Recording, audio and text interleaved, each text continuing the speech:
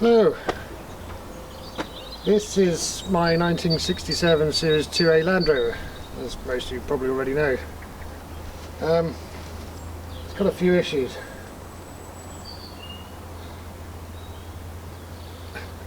That's how I introduce all my vehicles at the moment. It's just,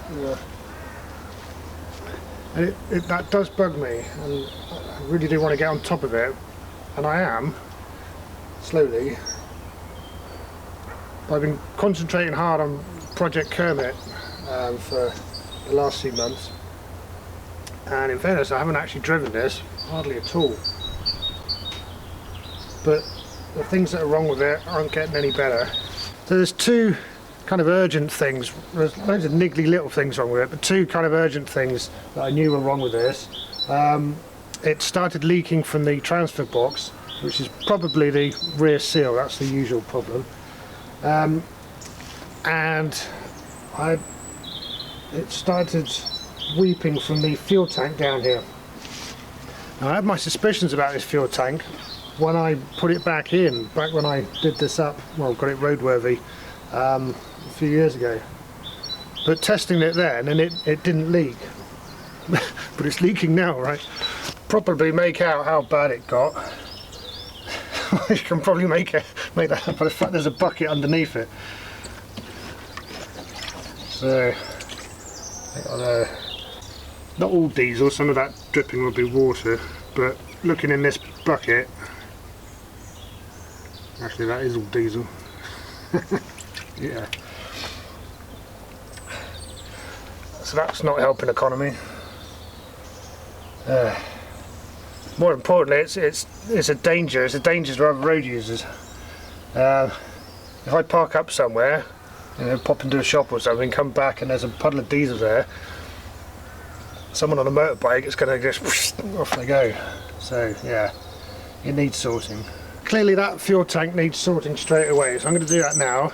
I'm going to make a list of all the other things wrong with it, and I might film them fixing of those as well if I can if I can make it interesting. First things first, sort out the fuel tank and then do a survey of all the other problems. So like I say, when I was rebuilding that Land Rover, I had my suspicions about the fuel tank. It didn't look very good, and I was a bit disappointed because I remembered having bought one, and I thought, well, it's gone a bit quick. Well, I've owned the Land Rover so long now that it was feasible that it was that one. But anyway, the point I'm trying to make is I think the one I bought is this one. This tank I'd completely forgotten about until I dragged that Range Rover out of the bushes, and this was in the back of it. So this looks almost unused. It's even got its label on it there. It's still in primer. But on the other hand, it's got some fittings on it. So this is the fuel sensor, the level sensor, and then so you've got a pickup and a return here, which are capped off, but that's loose on there, so I don't know. It's a mystery. I'd put that down to being old and confused. And before anyone points out I'm not old, that would just make me confused. Can't have that. Now this rust along the seams here, I don't think it's significant even if I left it as it is. These tanks tend to rust from the inside out when you get a layer of water on the bottom, but nonetheless, while I'm here, it'd be daft not to try and rectify this. So this is just because it's been left in primer. So I have actually managed to store this inside its whole, or however long I've had it. Even since getting rid of the Range Rover, this has been in the back of the shed there. Right, first up I'm going to get some work clothes on.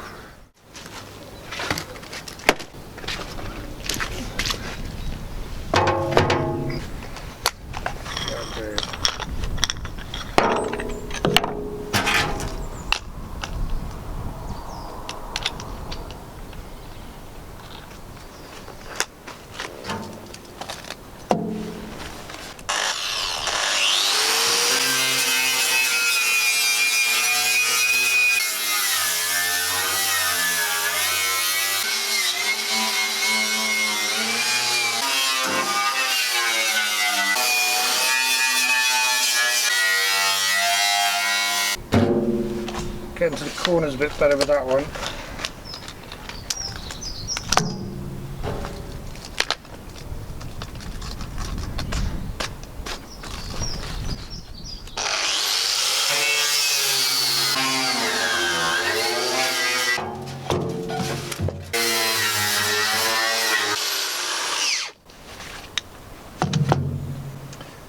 I think that will do.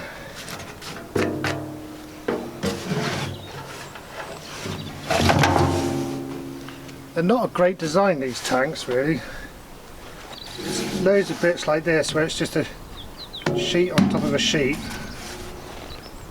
They're quite exposed, the tanks, and you can see how the rust is just going to build up.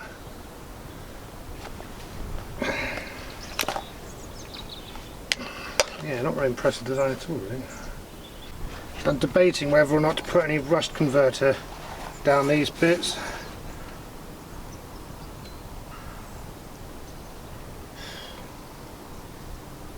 Yeah, it wouldn't hurt. Alright, I'm going to do that. This stuff is phosphoric acid. Well, it's actually sold as, I got this from the farm supply place, just because I was there buying all that wood. So it's actually sold for, as a descaler, a type of descaler. I think they use it for milking machines. Yeah, there's a picture of a milking machine. So I looked up the data sheet on this stuff, and it's about 30% strength phosphoric acid.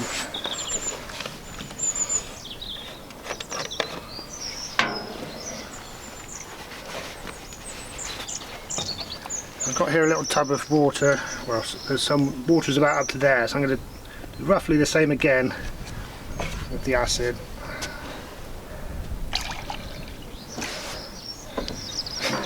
Roughly. And that's about the strength that I want. So you can use different types of acid for rust removal.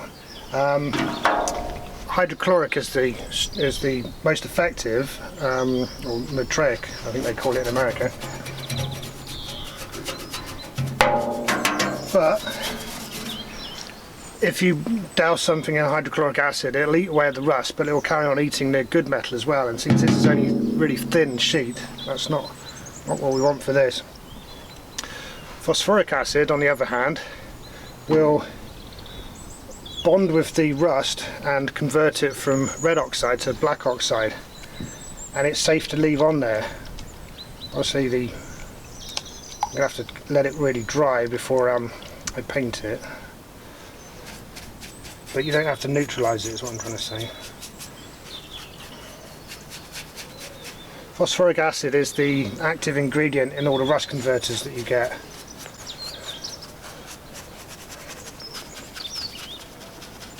Yeah, they've got loads of names. Crust is one, isn't it? Gelite, I think. I don't know. But those rust converters have a binder in, which is, I got a feeling it might even be PVA or something like that. I'm not sure though, don't quote me on that. But anyway, that binder tends to dry quicker than I want it to. So anyway. That concentration was a bit of a guess, really.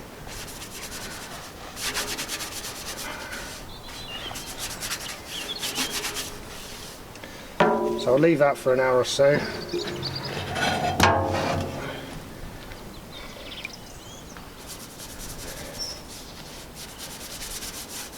If there's no colour change, if there's no change to the brown bits, I'll do it again with a stronger solution.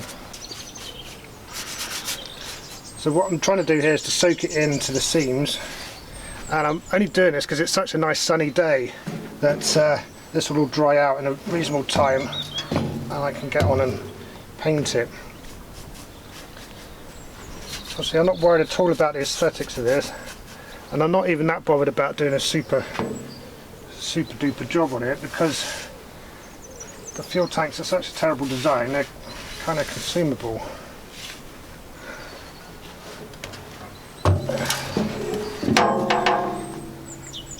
And the future of this Land Rover possibly is electric, in which case I won't need a fuel tank. I say possibly because I got so many projects on. Yeah, if I really valued this tank, I'd do the inside of an epoxy treatment. They work fairly well. I did that on my motorbike. It lasted a good few years. Didn't last forever, mine. It'd be nice if this fuel sensor worked, because the one that's in there at the moment is hideously inaccurate.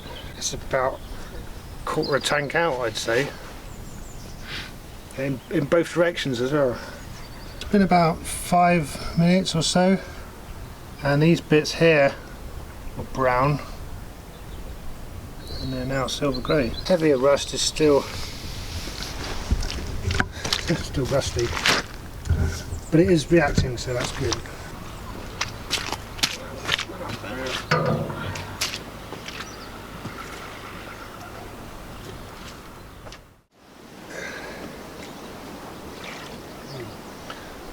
Hopefully there's enough diesel left to get up to the workshop.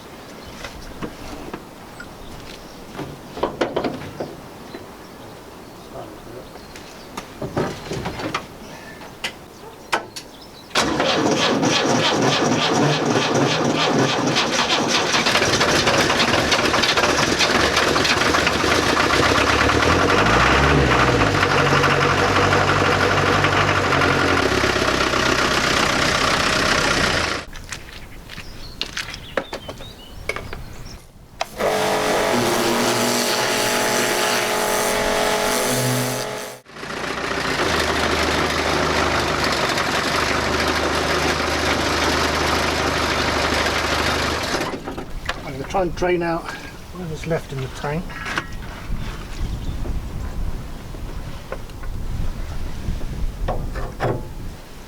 There's a big sump plug on the bottom here.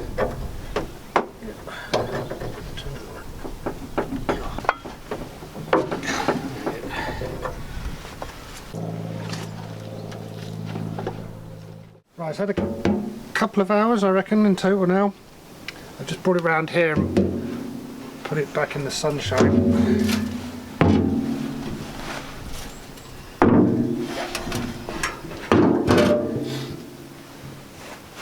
Yeah, it's looking pretty good actually. All the rusty areas that were proper brown have reacted. A couple of bits with a tiny trace on there, but maybe I missed those when I was brushing it. Maybe it needs another going over, but essentially I think they're there.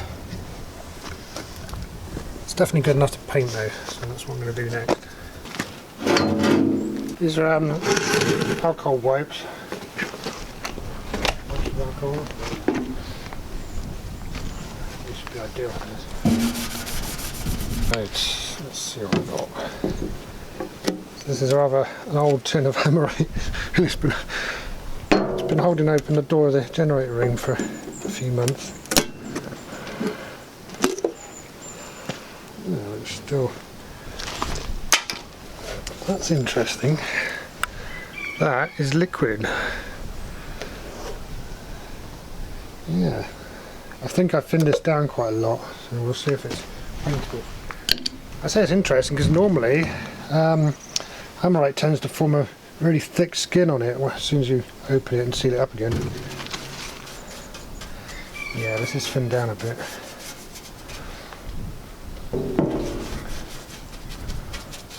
Okay. I should probably point out I do know you can paint hammerite over rust. I do know that. So the hammerite wouldn't get in to the seams. That's where I wanted the rust converter to go.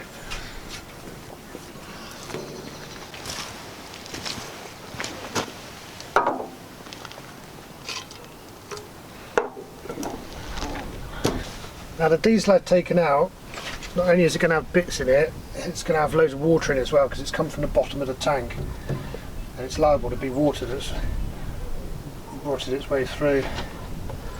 So if I reuse it, what I'm trying to say is if I reuse it, it won't be until I've filtered it and then let it settle for probably a couple of months. Let's see what it looks like. 3 bolts at the front, 3 at the back. Yeah, under the driver's seat. So one of these is the pickup, one of them is a return. I think it's the all around. That's the sender unit. And then here's where the fuel comes in, and then next to it is a little breather pipe. So they go up there behind the seat and then up to here.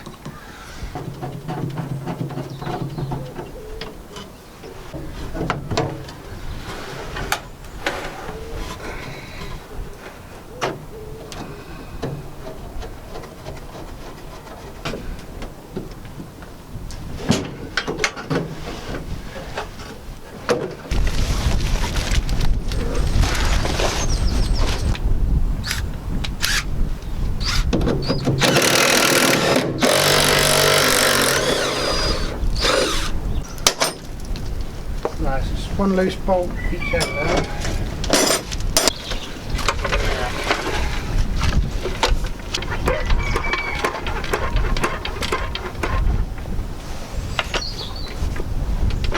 The jack's useful mainly just to stop it hanging off one of the bolts. It's not essential because there's not that much weight in there.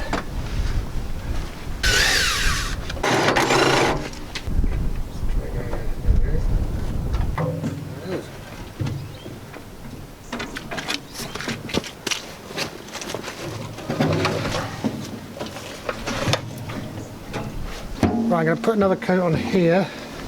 So a thick coat on here and then thinner coat on the sides there.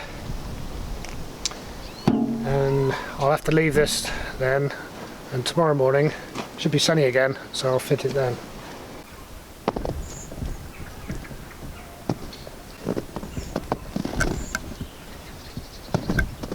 We don't get a lot of snow here in Somerset. So yeah, it does have a bit of a novelty factor. That's going to delay things for a bit. It's not actually that cold, it doesn't feel that cold, so I think all this will be gone in a few hours. Most of the snow's gone. It's still, it's still pretty cold though. I've now given this another couple of coats, so it's had 4 coats in total. But like I say, the paint was really thinned down, so it's the equivalent of 2 thick brushed coats. If that makes any kind of sense.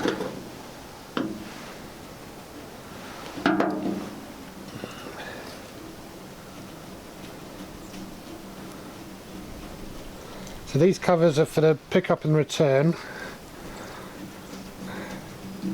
which I've got to go and get off the other tank. But also, something I should have done, that's my first thing I should have done, is have a look inside. Right, you can't see much. You can see in the middle there, that's the sump plug. And then over to the side, that's the level sensor. But it looks okay. There's a little bit of surface rust on the bottom. Now, shall I try and neutralise that or what? Yes, I will. Right, that's just watering down at the moment. I'm going to add some of the phosphoric acid again.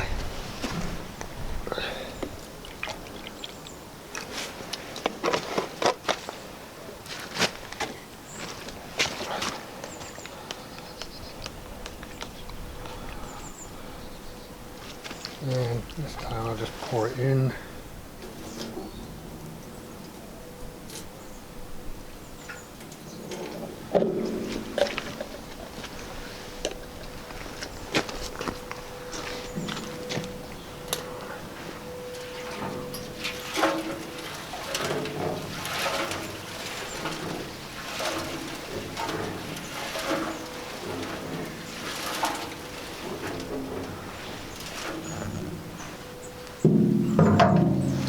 So the only rust I saw was right on the bottom. I'm going to sluice it around a bit to get it into the seams. So it's the seams on the inside, that's where it's rusted through on the other one. So if I can just get a coating of this stuff in there, it'll help.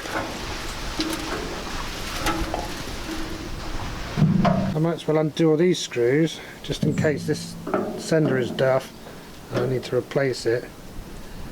It's a lot easier to get to these screws now. But it'll also give a better view inside.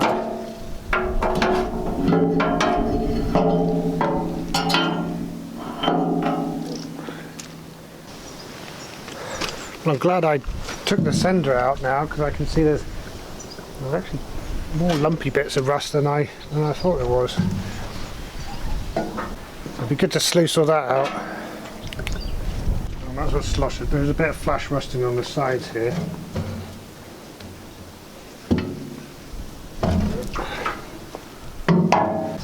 Right, it's only been half an hour or so now, so I'm going to leave it quite a bit longer yet.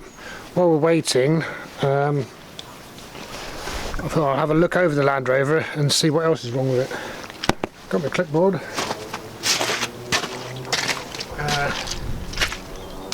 I'm going to give it a full MOT inspection at some point, so all those bits I won't worry about too much now unless I know that they're wrong. Like, I know that the wiper's alright, but the squirty bits don't work.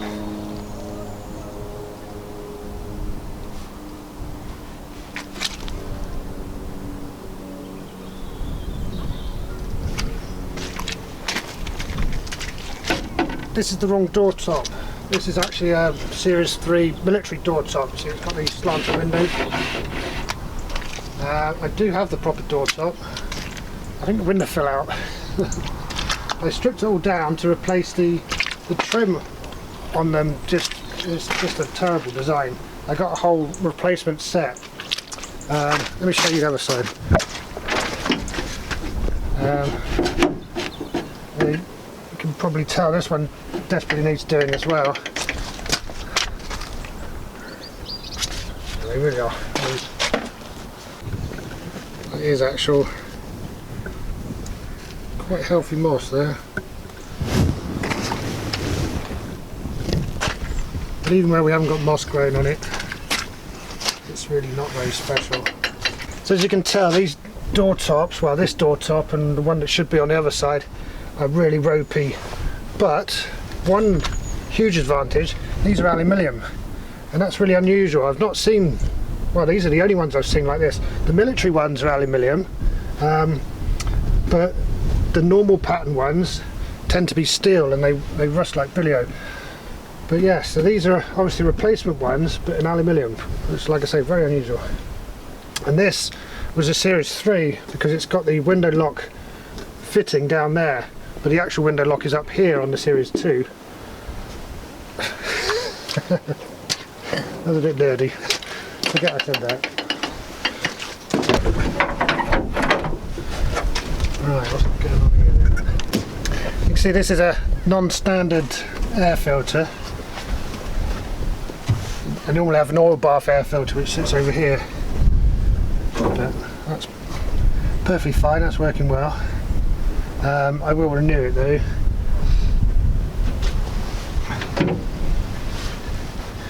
I've got a misaligned alternator.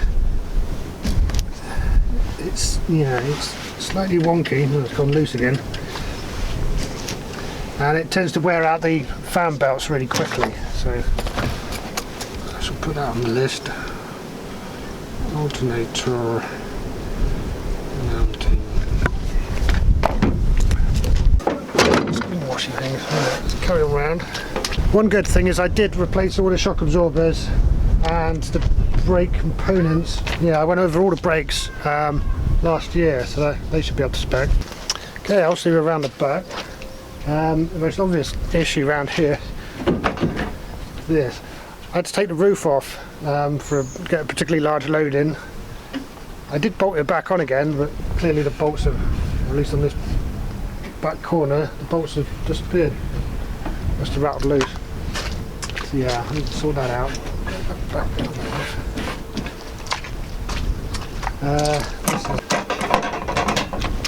That light's falling apart.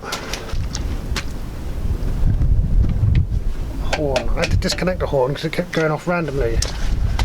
This is really embarrassing. Oh yeah, I need some mirrors.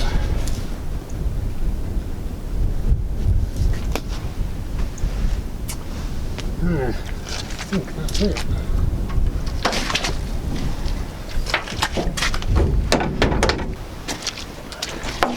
So having been all round it, it's not as bad as I was anticipating, or at least not so far. I've got to do that MOT check. Now obviously this is MOT exempt, this vehicle, because of its sheer age, but I do like to do the whole check anyway. I think it's a sensible thing to do. I do that when I service it, so I try and do that once a year. Try. It's more of an aspiration than something set in stone. So yeah, I'll just get out the MOT checklist and go through it all, you know, jack it up, wiggle it about, etc. Oh, I've actually got, somebody very kindly sent me the chrome bezels that go around here. So that'll finish that off nicely. I suppose one day I'm going to have to paint it. Yeah, I can wait. Yes, a fair list, but not terrible. This is just what it's like looking after an ancient kit, really. Try and catch things before they break down and turn into real problems. Well, it's been about an hour now, and it is reacting, but really slowly.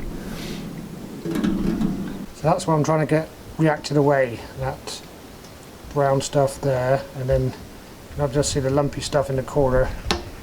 I've got to sluice that out. I think what I'll do then, because it's reacting so slowly, probably because it's only probably 2 degrees above freezing, something like that at the minute, I'm going to leave this now for the rest of the day, and then I'll sort it out tomorrow. I'll just come back every now and again and shake it about.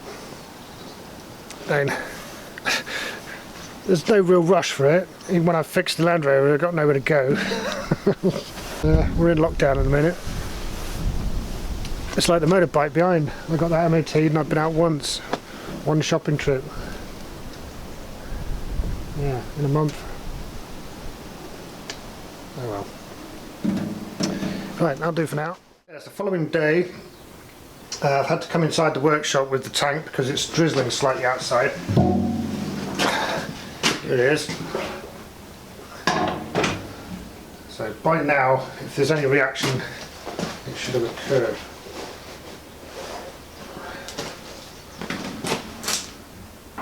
Oh yeah, that's better. You can see you can see brown bits, but they're all just floating about now. The actual structure of the tank itself is properly silver. And you can see in that corner where there was a load of crusty rust, that's all gone now, so we've been converted. So that's been a success. The phosphoric acid has done its stuff, eventually.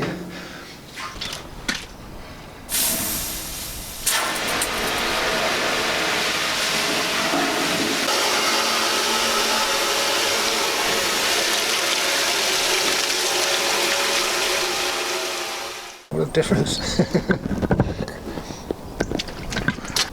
Yeah, so you can see that corner we were just looking at, it was all looking a bit with all the brown bits in. It's all lovely and silvery now.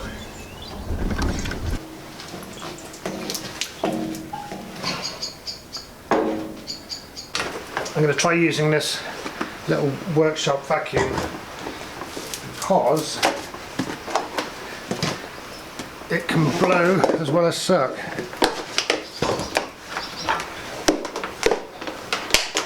Handy.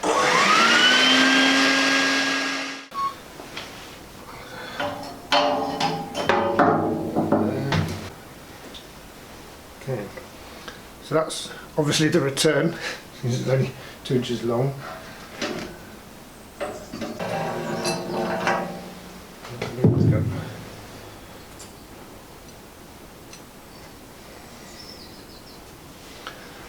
So there is originally like a filter sock on there, I seem to recall. Yeah, there's traces of it there.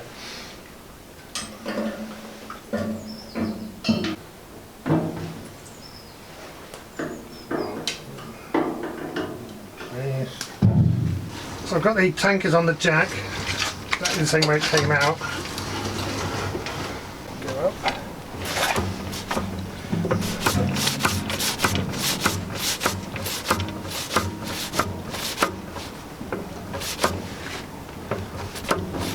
sure I don't catch anything.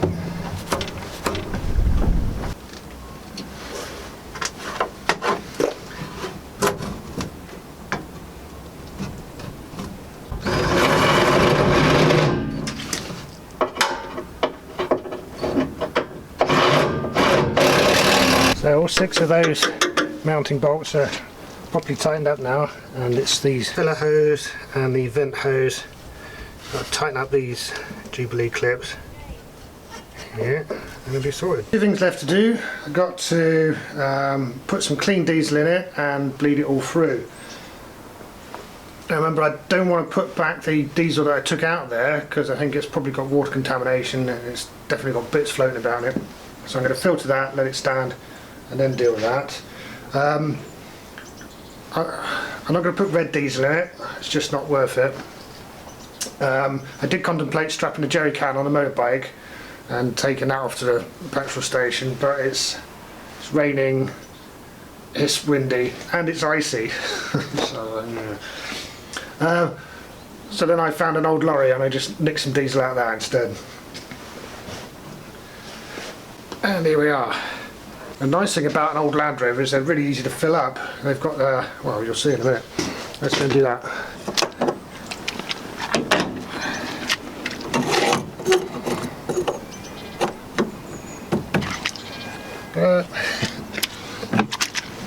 It's all set up for filling from jerry cans, which this isn't. It's not far off.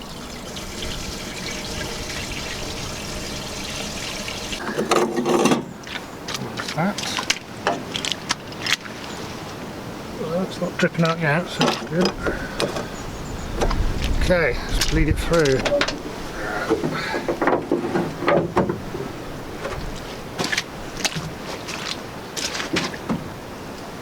I haven't bled this for ages, I can't remember how to do it. Down there is the actual lift pump, that's what brings the fuel from the fuel tank. And then this thing here, this is the injector pump that actually supplies the injectors.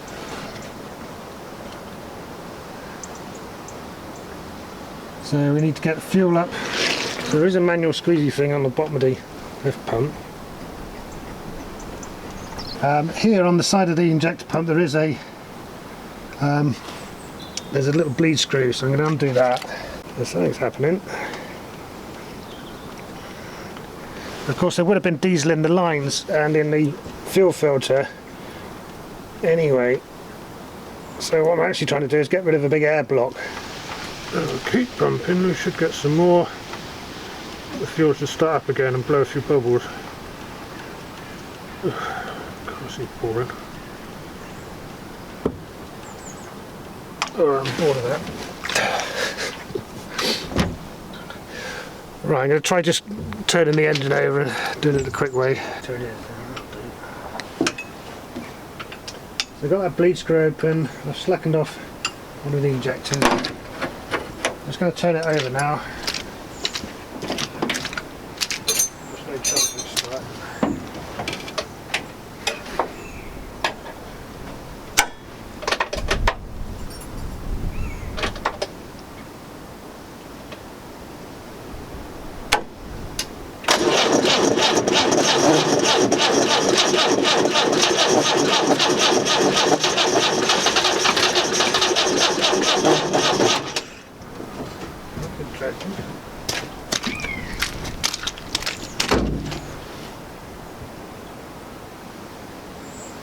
Almost started, isn't it? Battery's quite minimal as well, isn't it? Right, I'll try to start that again. I'm going to give it some heat on the plugs.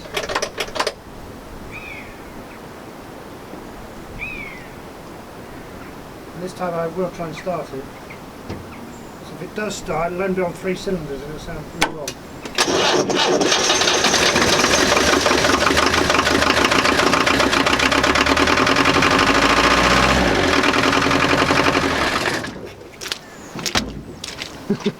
Good sound off.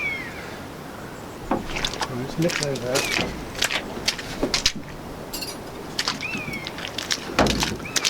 If we're very lucky, that was all the air gone. I did pump it by hand for ages. Yeah, difference in the okay, so that's lit up. Let's start again. Glow plugs on.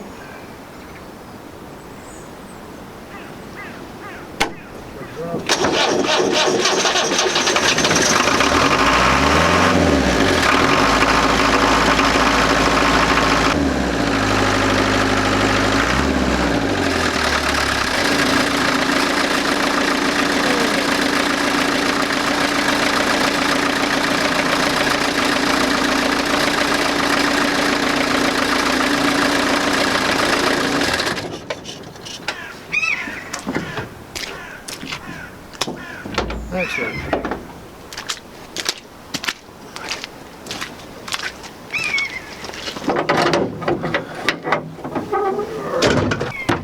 Well, mission accomplished. See you next time.